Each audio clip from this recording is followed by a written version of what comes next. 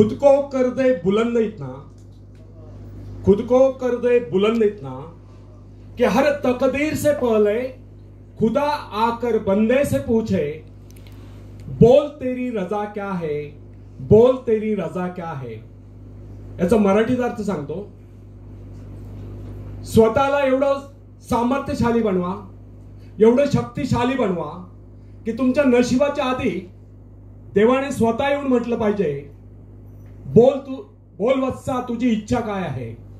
आणि जेव्हा तुम्ही देवाकडे तुमची इच्छा व्यक्त कराल तेव्हा देवाने म्हटलं पाहिजे तथास्तु. समजा? टाळ्या नाही.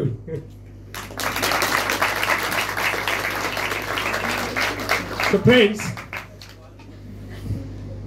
जब सागर शांत हो तो जहाज के चालक को अधिक होशियार से जहाज चलाने की आवश्यकता नहीं पड़ती.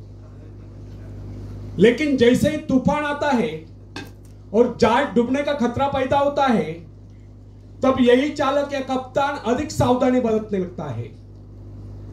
जब जहाज में सवार सभी लोग घबरा रहे होते हैं, तब यही कप्तान मुस्कुराता हुआ अपनी संपूर्ण योग्यता को काम में लाता हुआ जहाज को डूबने के संकट से बचाकर सही सलामत ले जाता है.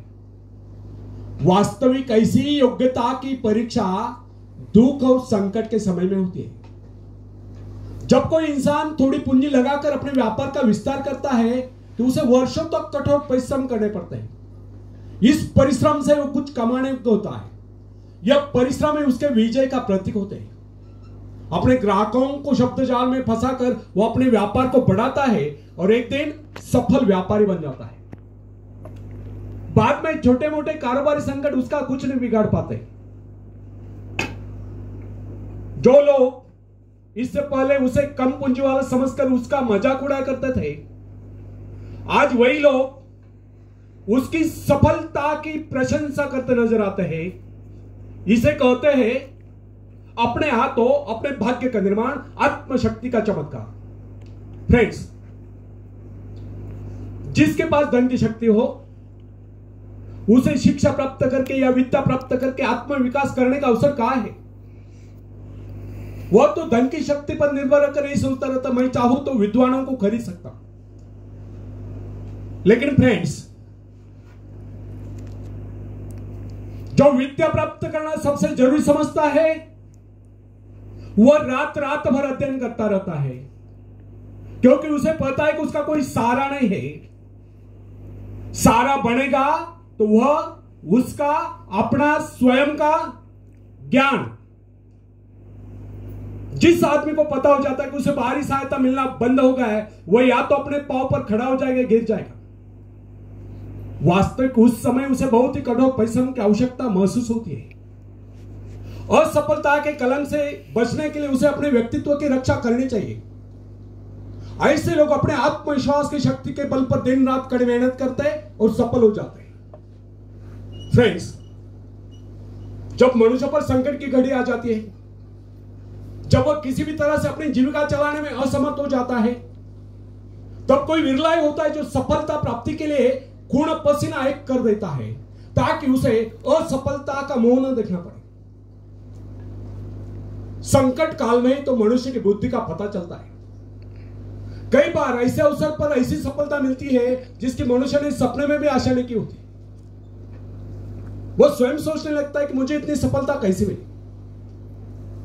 वास्तविक ऐसी शक्ति हर इंसान के भीतर छुपी होती है, परंतु वो उसे पहचान नहीं पाता है. जैसे वो संकटों से गिर जाता है, वैसे यह शक्ति बाहर निकलकर उसकी सहायता करने आ जाती है. जो काम इससे पहले वह संभव समझ रहा था, वही काम पूरे होने लगते हैं. इसका कारण यह है, जब मनुष्य का जीवन चारों ओर खतरों से गिर जाता है, तब उससे बाहर निकलने के लिए वह हाथ पैर मारना शुरू कर देता है. और इस संघर्ष से उसकी बुद्धि तेज हो जाती है, उसमें प्राकृतिक नैसर्गिक शक्ति आ जाती है. फ्रेंड्स, अपनी जरूरतों की पूर्ति के लिए संघर्ष करना हम सभी का कर्तव्य है. संघर्ष से ही तो हमें सफलताएं मिलती है. जिनमें संघर्ष करने की इच्छा ही न हो, वह तो असभ्य जंगली कहलाएगा. आवश्यकता तथा आवश्यक पदार्थों की दुर्लभता ही सदा से मानव जाति के विकास का कारण रही। हर सभ्यता और संस्कृति का आधार श्रम और संघर्ष ही रहा। जो अपना लक्ष्य पाने में खो गया वही कुछ दे सका। कई वैज्ञानिक अपनी साधना में लीन होकर अपने लक्ष्य को पाने के संघर्ष में जूझते रहे। उनके परिवार जन अभावग्रस्त होकर भूखे मरते रहे, परंतु उन्होंने अपने उद्देश्य को प्राप्त करके चैन की सांस ली। जब उन्हें सफलताएं प्राप्त हुई तो लोगों को उनके आविष्कार यानी कि शोध बहुत बड़े आश्चर्य से प्रतीत हुए। फ्रेंड्स, आवश्यकता ही आविष्कार की जननी, शोध की जननी है। यह जरूरत का ही कमाल है जिसने मानवीय सभ्यता को कहां से कहां पहुंचा दिया, अश्म युग से संगणक युग तक।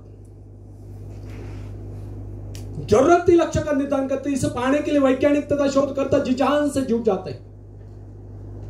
मनुष्य की गुप्त शक्ति का पता उस समय चलता है जब कोई जरूरत आकर उसके सामने खड़ी होती है और उसकी पूर्ति के लिए वह संघर्ष करता है। मनुष्य की यह गुप्त शक्ति आपातकाल में प्रकट होती है। इसका सीधा अर्थ यह हुआ, यदि मनुष्य को किसी वस्तु की आवश्यकता न हो तो उसके आंतरिक शक्ति का अंत हो जाएगा। बाहरी सहायता लेने से भी इस आंतरिक शक्ति को बाहर निकलने का अवसर नहीं मिलता।